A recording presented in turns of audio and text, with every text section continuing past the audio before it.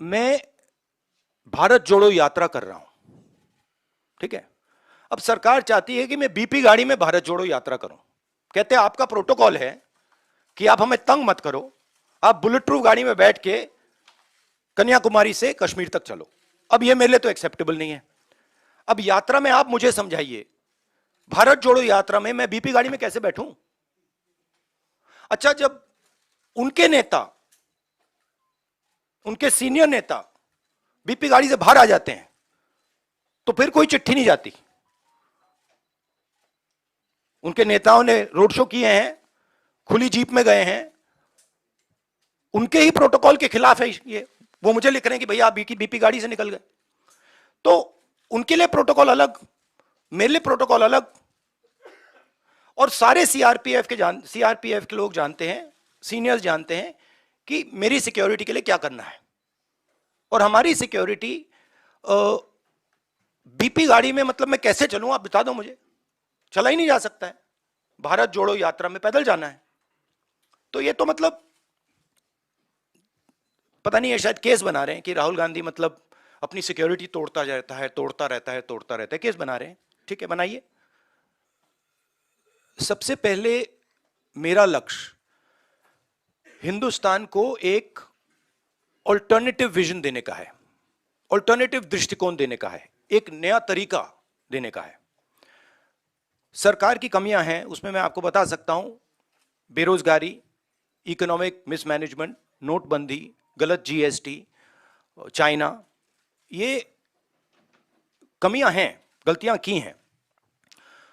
मगर मेरी अप्रोच यात्रा के साथ यह है कि हम हिंदुस्तान को एक सोचने का, जीने का नया तरीका देने की कोशिश कर रहे हैं।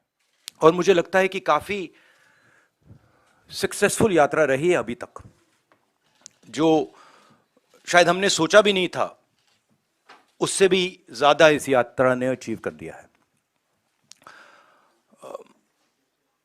बेरोजगारी का मुद्दा भी है, महंगाई का मुद्दा भी है, और जो हिंदुस्तान में इनकम इनइक्वालिटी आ रही है, चुने हुए लोगों के पास अरबों रुपए और बाकी हिंदुस्तान के पास कुछ नहीं, ये भी हमारा एक मुद्दा है। पर्सनली जब मैंने यात्रा शुरू की, मेरी सोच थी कि ये कन्याकुमारी से कश्मीर तक एक यात्रा है, और मैंने अपने साथ में कुछ ले नहीं गया। मैंने कहा देखो, मैं जाऊंगा और मैं एक्सपीरियंस करूंगा, मैं कोई मतलब प्री कंसीव्ड नोशन नहीं ले जाऊंगा। तो शुरुआत ये थी कि शुरुआत में लगा कि भाई देखो हम पैदल चल रहे हैं, मगर फिर आस्ते आस्ते पता लगने लगा कि एक्चुअली ये जो यात्रा है, जिसको मैंने नदी भी कहा है,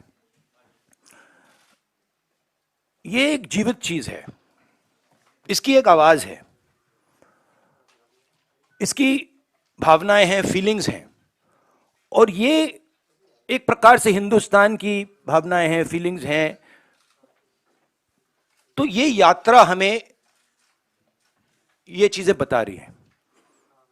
तो मुझे एज ए इंडिविजुअल काफी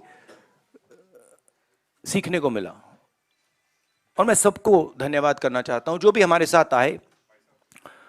आप लोग में से बहुत लोग आए, और खासतौर से जो हमारे ऊपर आक्रमण करते हैं, मेरे जो आरएसएस के, बीजेपी के मित्र हैं, उनको भी मैं धन्यवाद करना चाहता हूं, क्योंकि एक्चुअली हो क्या रहा है, जितना वो आक्रमण करते हैं उतनी हमको अपनी पोजीशन इंप्रूव करने का मौका मिलता है। तो मैं चाहता हूं, और मैं सीरियसली बोल रहा हूं, मैं चाहता हूं कि वो थोड़ा और जोरों से करें और अग्रेसिवली करें, तो कांग्रेस पार्टी को और हमें मतलब अपनी जो आइडियोलॉजी है वो अच्छी तरह समझ आए। एक प्रकार से मैं उनको अपना गुरु मानता हूं कि वो मुझे रास्ता दिखा रहे हैं कि क्या नहीं करना चाहिए, रिएक्ट कैसे करना चाहिए, और अच्छी ट्रेनिंग दे रहे हैं मुझे, तो उनका भी मैं धन्यवाद करना चाहता हूं। ये जो हमारी यात्रा है, ये हमें कुछ बताने की कोशिश कर रही है, ये हमें कुछ बोल रही है।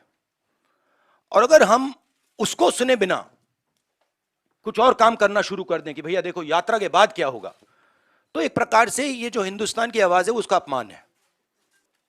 जो मैंने कहा, और बड़ी इंटरेस्टिंग बात है, और मैं इसको 99% बिलीव करता था, 100% बिलीव नहीं करता था, मगर अब मैं 100% बिलीव करता हूं कि सच्चाई को कोई भी कैंपेन, कितना भी पैसा नहीं छिपा सकता, नहीं मिटा सकता। तो ये मेरे लिए बहुत मतलब इंटरेस्टिंग ऑब्जर्वेशन है। भाई मुझे बताओ एक बात, मुझे समझा, मुझे समझ नहीं आ रही बात, ये टी शर्ट से आपको इतनी डिस्टर्बेंस क्यों हो रही है?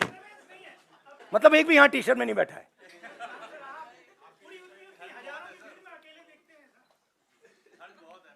तो क्या आप चाहते हो मैं स्वेटर पहन लूं? मतलब इससे इतनी डिस्टर्बेंस क्यों नहीं है लोगों को? अच्छा, तो मैं ऐसे करूंगा, यात्रा के बाद मैं वीडियो बनाऊंगा कि टी शर्ट में कैसे चला जाता है और ठंड को कैसे कन्फ्रंट किया जाता है, बना दूंगा आपके लिए।